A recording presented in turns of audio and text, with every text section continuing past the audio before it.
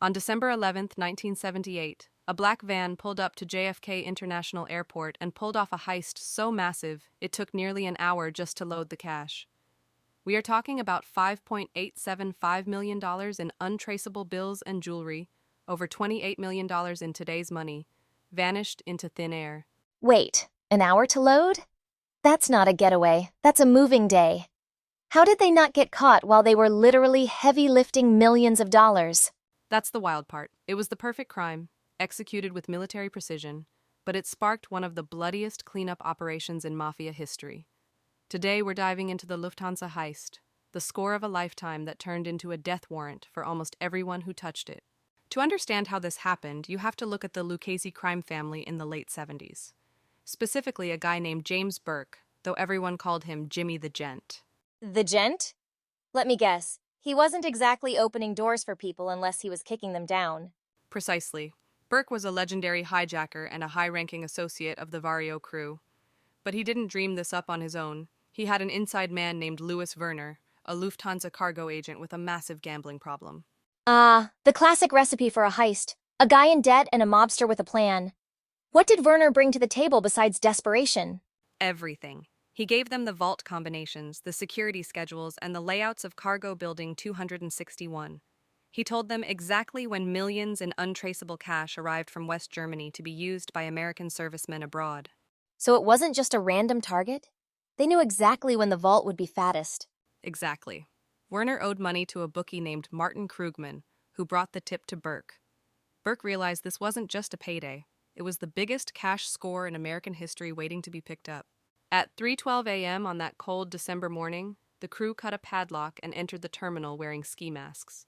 They didn't just barge in. They used a key Werner provided to slip through a side door. Did they just steamroll the night shift? They were terrifyingly organized. They rounded up the employees and used psychological warfare, telling the staff they knew exactly where their families lived.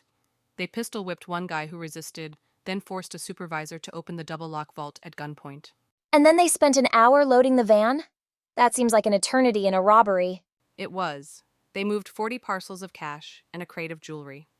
Before they left at 4:21 a.m., they told the employees not to call the police until 4:30 a.m. or they'd be killed. And it worked. They got a 15-minute head start into the New York night. So they win, right? Free money for everyone? Not even close. The plan started to unravel because of a guy named Parnell Stacks Edwards.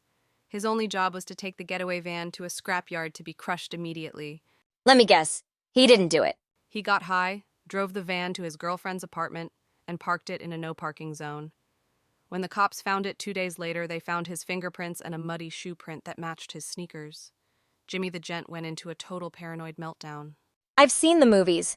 Paranoid mobsters usually start reaching for their guns. It was a massacre. Burke realized that if the cops caught one person, they could flip the whole crew. So he decided it was cheaper and safer to kill his partners than to pay them their shares. Over the next 6 months, bodies started turning up all over New York. Some in garbage trucks, some in car trunks, some just disappeared forever. He murdered his own team just to keep the loot? Stacks Edwards was the first to go. Then the bookie Martin Krugman disappeared. Then core members of the heist crew. Burke systematically erased the evidence by erasing the people who provided it. So did the law ever actually catch up with him? Or did he just keep the $28 million and walk away? Here's the crazy irony.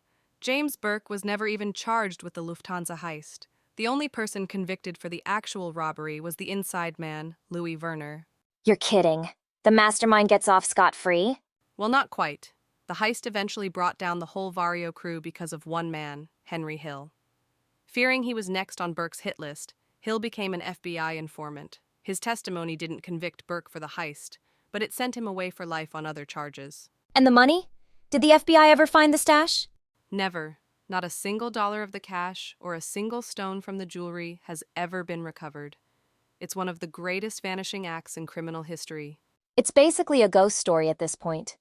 Even as recently as 2014, they were still arresting 80-year-old mobsters trying to close the case.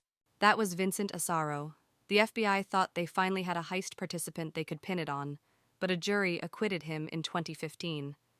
The case remains a staggering example of how the mafia's code of silence and a lot of murder can protect a secret for decades.